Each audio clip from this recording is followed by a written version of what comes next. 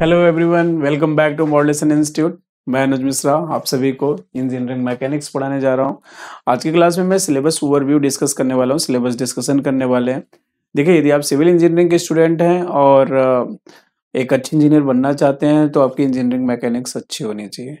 Engineering mechanics अच्छी होनी चाहिए, ये आप अच्छे से जानना चाहते हो तो आपके जो सीनियर है उनसे आप बात करोगे कि ये जो सब्जेक्ट है, यदि ये सब्जेक्ट आपका अच्छे से आपको आता है तो आपके ढेर सारे सब्जेक्ट जो हैं आसानी से आपको समझ में आएंगे, जैसे कि स्ट्रेंथ ऑफ मटेरियल हुआ, डिज़ाइन, स्ट्रक्चर। तो ये सब्जेक्ट जो है ये बेस है हमारा, और ये सब्जेक्ट हमें सिर्फ पास होने के लिए नहीं पढ़ना है, एक अच्छा इंजीनियर बनने के लिए और हमारा एकेडमिक्स अच्छा हो तो उसके लिए हमें ये पढ़ना है। तो ऐसा नहीं कि अभी हमारा जो विंटर ब्रेक चल रहा है तो हम इसे नहीं पढ़ेंगे। मैं आपसे बोलूँगा आज से ही पढ़ना स्टार्ट कीजिए, क्योंकि ये जो आपके पास टाइम है ना, इस टाइम में जितना ज़्यादा आप स्टडी करेंगे ना और जितने बेहतर कॉन्सेप्ट आपके होंगे ना, आपका फ्यूचर उतना ज़्यादा ब्राइट होगा। तो चलिए आज की क्लास हम लोग स्टार्ट करते हैं। देखिए, इस सब्जेक्ट में हमारे पास टोटल 8 यूनिट दिखाई दे रहे हैं हम लोग, मतलब टोटल 8 यूनिट हमारे पास है। सबसे पहला जो यूनिट है वो क्या है, इंट्रोडक्शंस। तो इंट्रोडक्शंस में मैं आपसे बोलूं कि हमें क्या पढ़ना है, तो यहाँ पे हम देखने वाले हैं कि जो हमारा इंजीनियरिंग मैकेनिक्स है इसका क्या सिग्निफिकेंस है, क्या रिलेवेंस है, ये सब बातें करने वाले हैं। अप्लाइड मैकेनिक्स को हम डिफाइन करेंगे, यहाँ पे स्टैटिक्स क्या है, डायनेमिक्स क्या है, स्पेस, टाइम, मास, इन सब की बातें करेंगे। साथ ही साथ हम देखेंगे फ्लेक्सिबल बॉडी क्या होता है, रिजिड बॉडी क्या होता है, नॉन डिफॉर्मेबल बॉडी जो होता है उसी को हम रिजिड बॉडी कहते हैं। तो डिटेल में हम पढ़ने वाले हैं यहाँ पे। और साथ ही साथ हम देखने वाले हैं स्केलर, वेक्टर, क्वांटिटी क्या है। एक्चुअली में ये फिजिक्स के टर्म है, फिजिक्स से ही मैकेनिक्स है। यदि आपका फिजिक्स पर अच्छा कमांड है ना तो आपकी मैकेनिक्स भी अच्छी होगी। फिलहाल यहाँ पे हम फिर से डिस्कस करेंगे और साथ ही साथ हम यहाँ पे देखेंगे यूनिट्स ऑफ मेजरमेंट क्या है, एसआई यूनिट क्या है, ठीक है, फंडामेंटल यूनिट्स क्या है, डेराइव्ड यूनिट क्या है, इन सब की बातें हम यहाँ पे करने वाले हैं। और स्केलर और वेक्टर क्वांटिटी क्या है, साथ ही साथ हम देखेंगे यूनिट्स ऑफ मेजरमेंट। ऐसा यूनिट्स ऑफ मेजरमेंट कई होते हैं, या फिर मेजरमेंट सिस्टम की बात करें तो एमकेएस होता है, एफपीएस होता है, सीजीएस होता है। तो यहाँ पे हम एसआई सिस्टम की बात करेंगे और साथ ही साथ हम देखेंगे फंडामेंटल यूनिट और डेराइव्ड यूनिट क्या है। नेक्स्ट यूनिट सेकंड जो हमारा है, यूनिट सेकंड में हम लोग फोर्स की बातें करने वाले हैं। फोर्स को सबसे पहले इसका सिग्निफिकेंस क्या है, कैरेक्टरिस्टिक्स क्या है, इसका इंट्रोडक्शन, इसको हम डिफाइन करेंगे। डिफाइन करने के बाद हम लोग देखने वाले हैं कि इसको वेक्टर से कैसे रिप्रेजेंट करेंगे, बोज नोटेशंस क्या है, इसका कैरेक्टरिस्टिक्स और इफेक्ट क्या है। और साथ ही साथ हम principle of transmissibility, principle of transmissibility बहुत ही इंटरेस्टिंग कॉन्सेप्ट है। इंटरेस्टिंग कॉन्सेप्ट से क्या लेना देना कि मान लीजिए कि हम कोई पतंग उड़ा रहे हैं, तो ये पतंग हम फर्स्ट फ्लोर से उड़ा रहे हैं और लेकिन हमें थोड़ी सी सेकंड फ्लोर या थर्ड फ्लोर पे जाना है, तो अपने भाई से बोलेंगे भाई थर्ड फ्लोर से थोड़ी सी पतंग पकड़ना। लेकिन उसे पतंग उड़ाना नहीं आता तो वो कहेंगे बिल्कुल डिस्टर्ब नहीं करो, बस पकड़ के रखो। तो चाहे यहाँ से आप पकड़ो चाहे यहाँ से पकड़ो, यदि लाइन ऑफ एक्शन डिस्टर्ब नहीं हो रहा है तो इक्विलिब्रियम में कुछ भी चेंजेस नहीं आएगा। ये कौन बोलता है, प्रिंसिपल ऑफ ट्रांसमिसिबिलिटी। तो ये जब सब्जेक्ट पढ़ेंगे तो हर एक जो कॉन्सेप्ट है ना, उन कॉन्सेप्ट को हम कोरिलेट करना चाहेंगे, या फिर एग्जाम्पल जो है हमारे आसपास जो प्रैक्टिकल चीजें दिखती है ना उनके एग्जाम्पल लेके हम चलेंगे, जिससे हमारे जो कॉन्सेप्ट है बहुत अच्छा हो और साथ ही साथ हम आसपास की जो साइंटिफिक चीजें हैं उनको हम समझेंगे, ठीक है। फिर हम देखेंगे रिजोल्यूशंस ऑफ फोर्स क्या है, ऑर्थोगोनल कंपोनेंट। जैसे ऑर्थोगोनल कंपोनेंट की बात करूं तो मैं जैसे मान लीजिए कि हमारे पास ये कोई फोर्स है एफ, और ये जो फोर्स एफ है ये थीटा एंगल पे है, तो इसे मैं दो कंपोनेंट में ब्रेक करूं तो ये क्या हो जाएगा, एफ कॉस थीटा। दूसरा कंपोनेंट जो होता है वो क्या हो जाएगा, एफ साइन थीटा। तो ये सब बातें भी हम यहाँ पे करने वाले हैं, देखने वाले हैं, समझने वाले हैं। कंपोजिशंस ऑफ फोर्स का रिजल्टेंट क्या होगा, एनालिटिकल मेथड क्या होगा, और कंकरेंट क्या होते हैं, नॉन कंकरेंट, मतलब एक ही पॉइंट पे लगता है तो उसे कंकरेंट, डिफरेंट डिफरेंट पॉइंट पे लग रहा है तो नॉन कंकरेंट। को प्लेनर क्या है, नॉन को प्लेनर क्या है, ये सब बातें यहाँ पे होने वाले हैं। लामिस थ्योरम हम देखने वाले हैं, पैरेललोग्राम देखने वाले हैं। तो ये सब बातें हैं इस यूनिट में हम देखेंगे।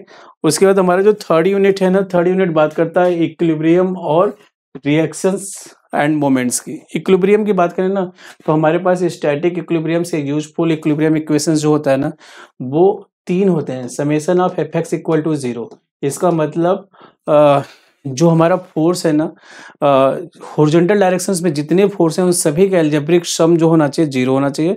दूसरा हमारे पास जो इक्वेशन होता है summation of F Y is equal to 0, मतलब जितने भी फोर्स हैं वर्टिकल डायरेक्शंस में उन सभी का एल्जेब्रिक सम क्या होगा, 0 होगा। तीसरा जो है moment about any point should be 0।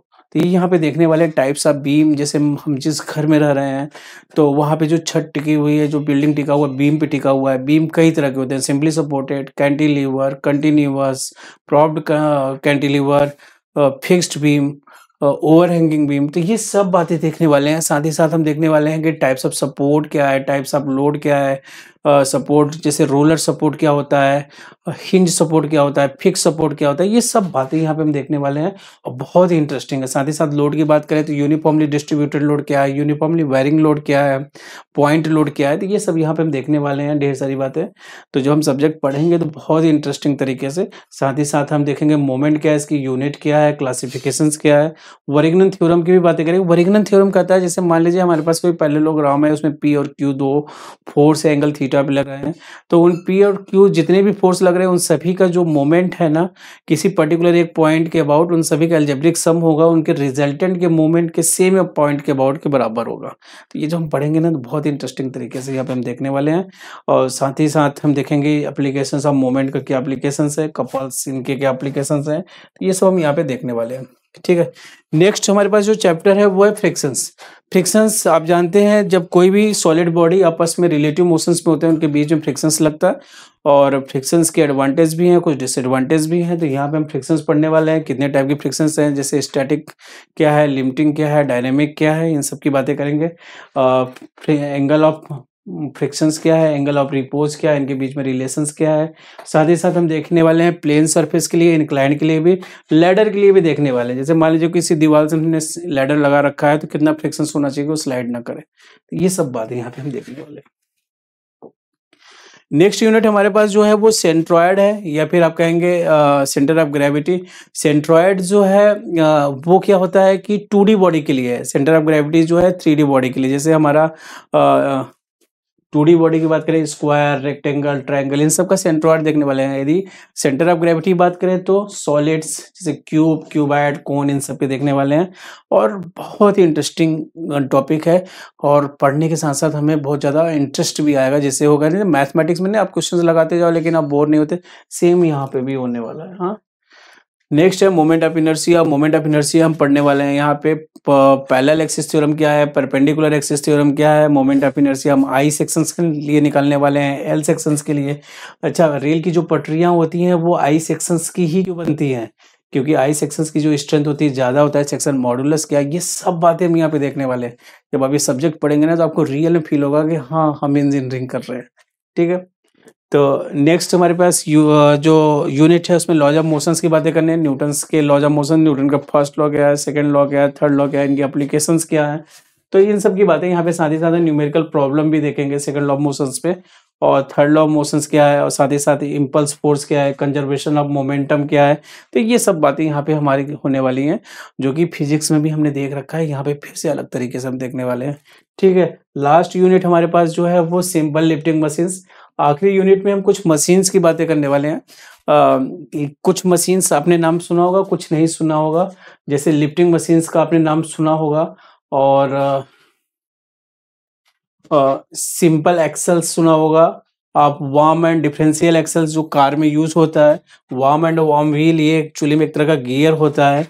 और आपने पुल्ली ब्लॉक सुना होगा, और स्क्रू जैक से आप क्या करते हैं, उसे लिफ्ट करते हैं किसी भी कार वार को। तो ये सब बातें हैं, यहाँ पे ढेर सारी बातें हम करने वाले हैं कुछ मशीन्स की, जो कि हमारा लास्ट चैप्टर है। और इसी के साथ हमारा ये सब्जेक्ट कंप्लीट हो जाएगा, और हमें एक बेसिक्स में जो कॉन्फिडेंस डेवलप होगा ना वो बहुत ज़्यादा इंपॉर्टेंट होगा। तो वेट नहीं करना है, जल्दी जल्दी जुड़ना है और हमें पढ़ना स्टार्ट करना है। विंटर वकेशंस नहीं मनाने हैं। देखो, अच्छे इंजीनियर बनने के लिए हमें लगातार पढ़ना होगा, और वो आज से ही स्टार्ट करना होगा। तो आज के क्लास के लिए इतना ही। Thank you.